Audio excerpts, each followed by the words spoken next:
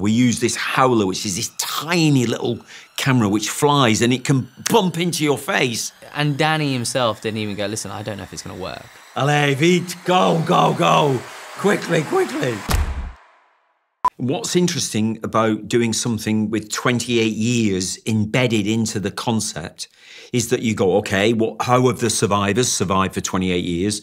They've done subsistence farming, they built a barricade, they live in the houses that were still there, except they adapt them. That's all to be expected. That's world building that you expect. But you also say the virus, the EU and the UN expect the virus to die out in Britain. They just leave it and it'll burn itself out. But the virus also evolves, as we know from COVID.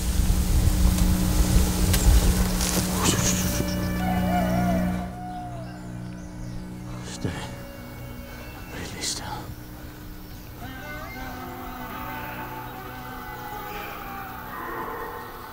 That the infected, when you've ever met them previously, are random.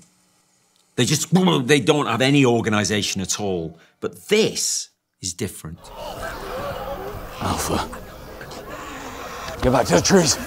They wait for each other, they gather, and they also appear to have a significant leader, if you like, which Jamie identifies with the immortal words, fuck, and alpha.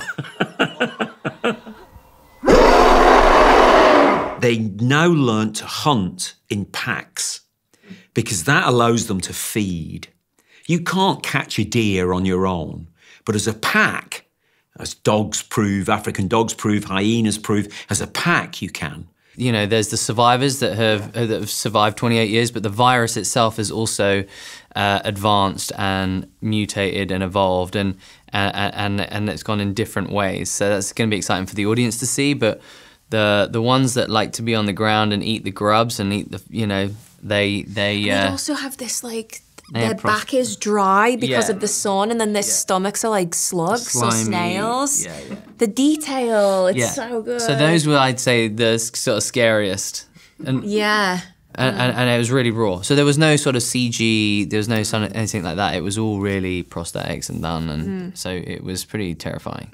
I mean, obviously, in strict biological terms, 28 years is too short for this kind of evolutionary to have happened, but we compress the timeline and say, no, it could happen. And it would happen probably over a longer period of time, but it does happen in hours over the 28 years. And clearly you see from the kids' drawings that they do mythologize about these creatures as you would, as any kid would. You know, like in the war, it was about the people would draw Germans attacking, fighting Germans and the Nazis and all that kind of stuff. It feels like a real world you're building, yeah. To see the locations that they'd scouted and the kind of the terrain that we were kind of walking through, and nature would have carried on. Like, you know, it's kind of like an Eden, everything's so overgrown and kind of luscious, yeah. And so to go to those locations was amazing. Il y a eu tellement de morts. Contaminés et non contaminés. C'est pour ça que notre village est si précieux. Holy Island itself, we were lucky enough to film on Holy Island itself. And most of the houses looked like they could have been there. And then we adapted another island called Osea Island, which is a very dangerous tidal causeway island, which is in Essex, down south. We adapted, that's where we built the barricade, because that has real tide coming in and out. And that was interesting because to build anything, you have to be very careful of the tide because it will sweep you away, as he says about this. If you get caught on it, it's so powerful, the tide, and it was 16 feet, the causeway. 16 feet the water rises above the causeway. So there's no way you can get across it. And it's so powerful, the tide, you can't swim it either. So that was interesting. And we all stayed, when we were making that section of the film, we stayed on the island as well, isolated. I think it's huge. I think when you're immersed in the environment around you and you know, Danny has set the sort of tone of the place, you can't help but kind of bring that into your character and it sort of informs so much. You know the rules of our community, Spike. If you leave, you can come back, but if you don't come back, no one is permitted to go and find you. There are no rescues, no exceptions. It's something we learnt the hard way on account of all the people we lost in the past. This is world building, which is key for anything like this, really, which is that you have to, the rules have to be set up that what they're doing is very dangerous, and that because it's very dangerous and because of the number of people that have been lost from the community whilst visiting the mainland, they have to know that others won't be put at risk to go and... If you go, then that is your decision, and you live with the consequences of it. You will not be rescued. So that's different to the way that we all live when we imagine, we still rescue people who go off into the wilderness. It's crazy. People go off and climb mountains, and we expect hundreds of thousands of pounds to be spent on rescuing them if they get ill or, you know, fall or anything like that. That's not like this on there. They have to, and they travel across the causeway. Now, the causeway is only occasionally available when the tide is very low. They can walk across. So they're also isolated across there by the tide, so that when they go over there,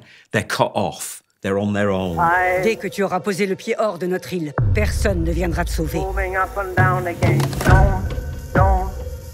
One of the aspects that I love the most about the first one is how you said, you know what, I need to make it quicker, I need to make it more live, so I will shoot it with small DV cameras. Yes. And then for that one, we have this. It's a poor man's Matrix. Yeah. Poor man's bullet time. You know, the technique in the Matrix, really. But those are huge studio setups that you have to take the action to the cameras. So the idea of using these smaller cameras is you can build rigs like this which you can transport.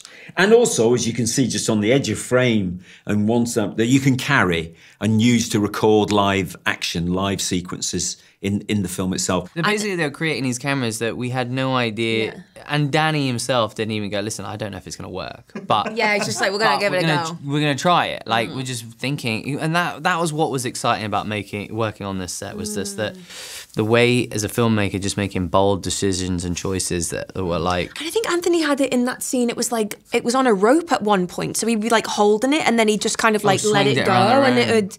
I was like, wow, this is like... Yeah, they both come from such a experienced background where they know that they can actually experiment on a level like that for a movie or a scale that feels like it's big, but actually it's created in a sort of an intimate way and it's intentional. Yeah.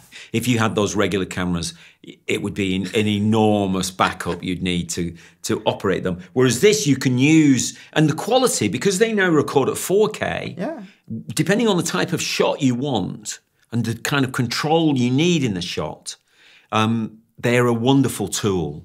Because with a thing like this, it's about the movement of the image around each of the versions of it, rather than the one image itself that you're looking at. Because when you're just looking at the one image, you need control over the focus, which you don't have on the iPhone. You have to override its AI focus control, which of course Anthony worked out how to do. So they're very light and flexible, but they're only good for certain things. And so we used lots of different cameras. We used drone cameras as well. The drone cameras are extraordinary. Some of what's capable. We use this howler. It's called this howler, which is this tiny little camera which flies, and it can bump into your face without damaging you. And that allows you, you do see, that's used quite a few times in the film for impact shots. Yeah.